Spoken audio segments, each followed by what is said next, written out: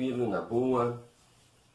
Então, minha fala de hoje é sobre o assassinato daquele jovem negro no Carrefour, aqui no Rio Grande do Sul, em Porto Alegre. Mas eu preciso esclarecer alguns pontos antes. Primeiro, que eu vou opinar sobre o assunto, no sentido de que eu ainda não tenho dados para alguma afirmação de maior peso. Então, um opinador, alguém que viu e vai opinar, porque a polícia não se posicionou ainda, questões técnicas não foram desenvolvidas ainda.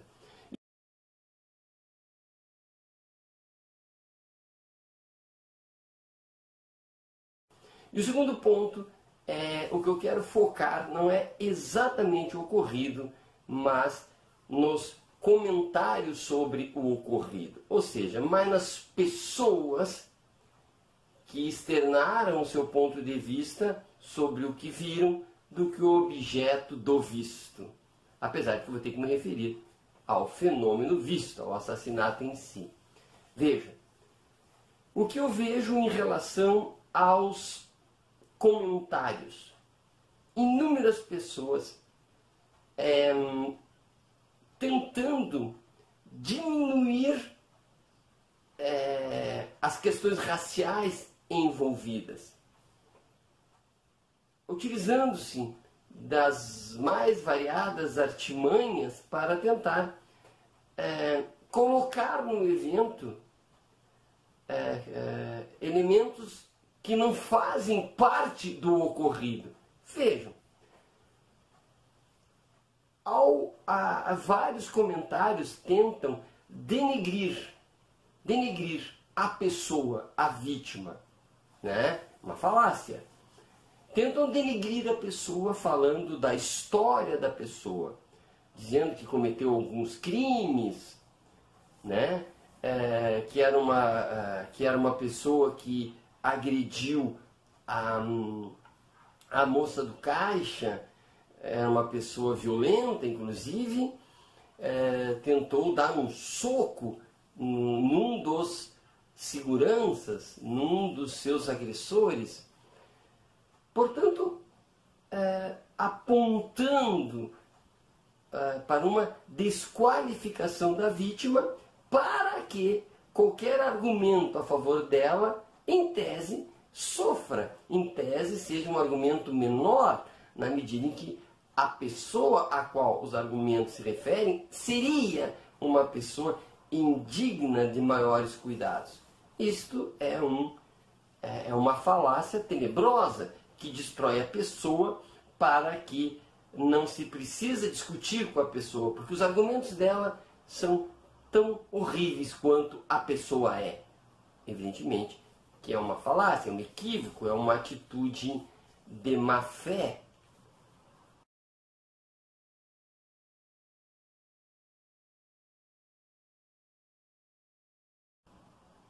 Outro elemento que tentam colocar no evento e que lá não se encontra é a normalidade. A normalidade não está no evento. O que eu quero dizer com a normalidade? Tenta-se, quer dizer, as pessoas que comentaram tentaram passar a ideia de que aquele procedimento é um procedimento normal que fugiu ao controle. Percebe? Que outros eventos, ou seja, não este, mas outros eventos similares que teriam acontecido ou que poderão acontecer no futuro terão um tratamento similar, ou seja, vai se chamar o segurança, os seguranças em tese levarão para fora, os seguranças numa espécie de tratamento igualitário levariam toda e qualquer pessoa para o estacionamento, puxariam as mãos para trás de toda e qualquer pessoa, né? Isso extrapola o evento, porque isso são conjecturas.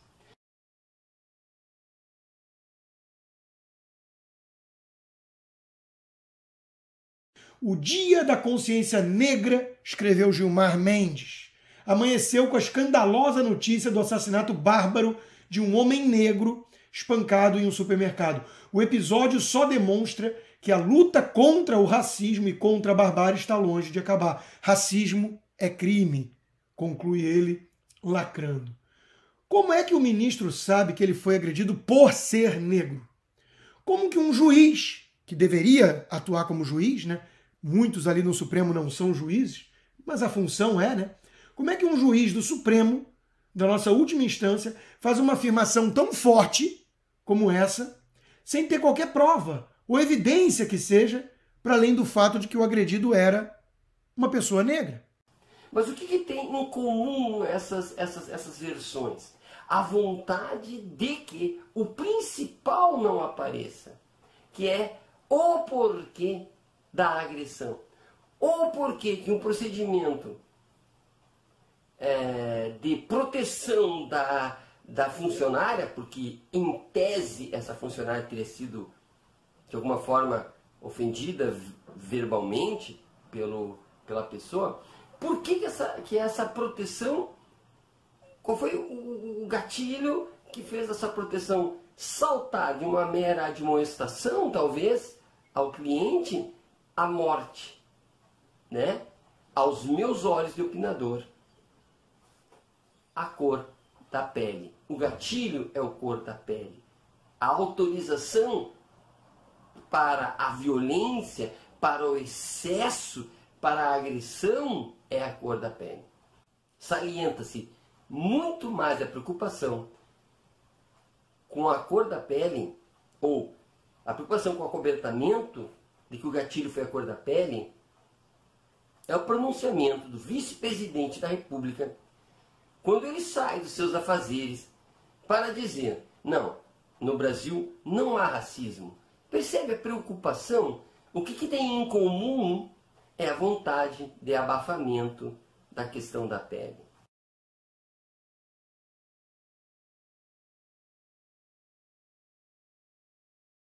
O que meus olhos viram e o que eu interpretei ao ver as imagens? Né?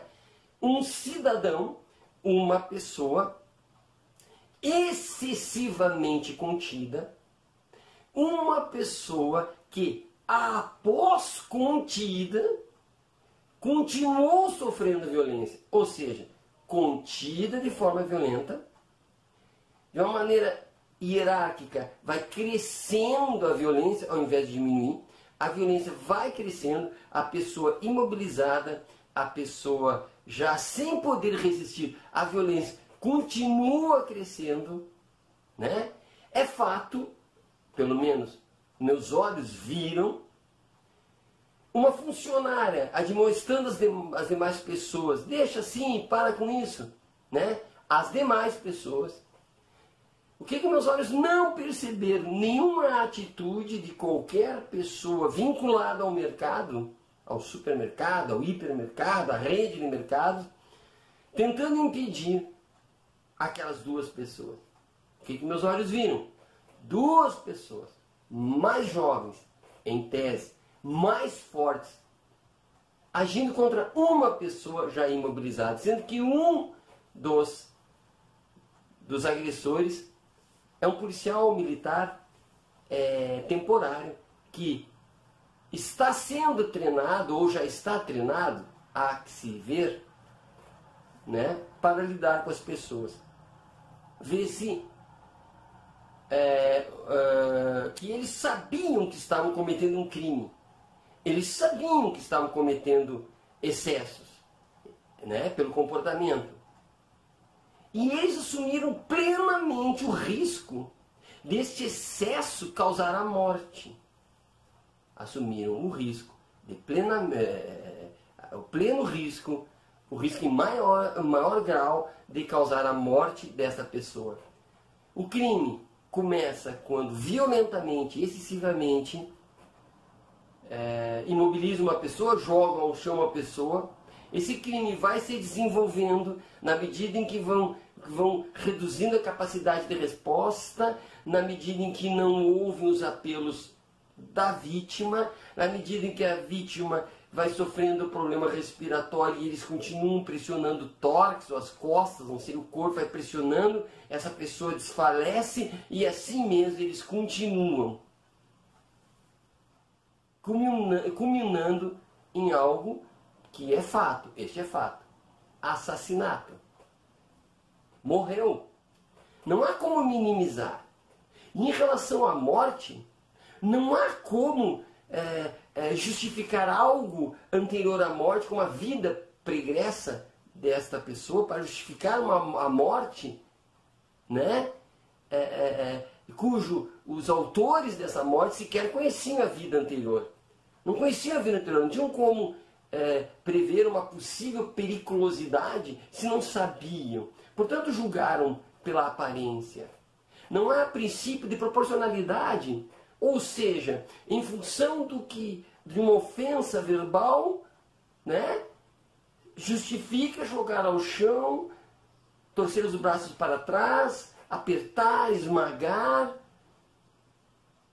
né, e assumir o risco de até morrer. Não há proporção entre assumir o risco de até morrer em função de alguma ofensa, e também não há proporcionalidade em assumir o risco de até matar em função de um possível soco ou de tentativa de soco. Não há proporcionalidade. Portanto, e aqui eu não quero, como eu já disse, julgar o que aconteceu, isso a justiça fará, mas eu quero julgar as pessoas que viram tudo isso que eu vi, tudo, e só enxergaram elementos que diminuíssem a possibilidade do gatilho ser a cor da pele. Tudo podia motivar, segundo essas pessoas, menos a cor da pele. Percebem? Esse racismo interno empedernido que não sai, e neste evento não sai de dentro de nós, né? E neste evento ele se manifesta de maneira subreptícia, melíflua, subliminar, que são opiniões aparentemente razoáveis, mas que são cheias de preconceitos, que são cheias de vontade de esconder aquilo que para mim é extremamente visível. O racismo e a escolha por uma atitude mais agressiva do que a média, só porque a pessoa tem mais melanina do que eu, né? A melanina, o fenótipo é que levou essa pessoa à morte, um preconceito levou essa pessoa à morte. E fica a minha tristeza em dizer que, apesar de um ser humano morrer, ainda há pessoas que tentam esconder o racismo, como se fosse possível esconder. Quanto mais se esconde, tanto mais aparece. E fica aqui o meu apoio aos envolvidos, os familiares da vítima, e minha tristeza ao observar os agressores, e mais triste ainda aos que de certa forma apoiam os agressores, como se houvesse alguma razão, alguma possibilidade de justificativa. Abraço e até a próxima.